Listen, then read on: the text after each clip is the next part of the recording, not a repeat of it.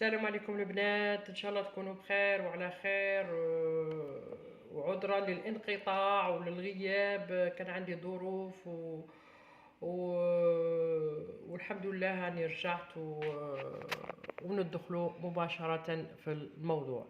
موضوع اليوم البنات هو تساقط الشعر، كيفاش تعالجي تساقط الشعر.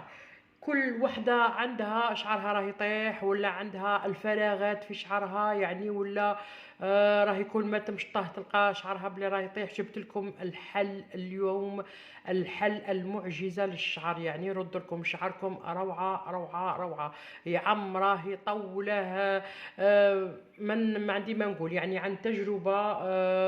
جربوا البنات بزاف قدامي وشفت النتيجه تاعه، روعة روعة روعة. البنات، لكن ننصحكم البنات باش تدوا استشارة طبية عادة وتروحوا تشروه. استشارة طبية، استشارة طبية عادة وتروحوا تشروه. البنات الدواء هو مينوكزيديل، مينوكزيديل سموه. الصورة تاع هذه هي، تشروه من عند الصيدلية.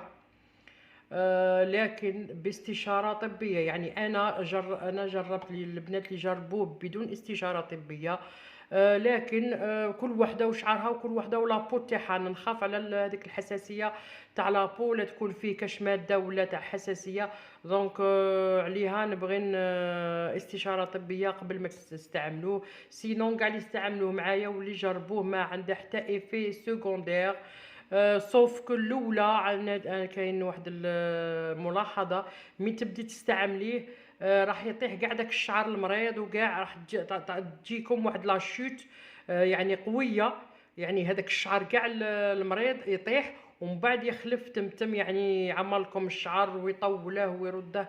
روعه روعه روعه البنات. هذه لا فوتو تاعه شوفوه. وكما قلت لكم وما نعاود لكمش البنات، استشارة طبية ثم استشارة طبية ثم استشارة طبية. فوالا البنات.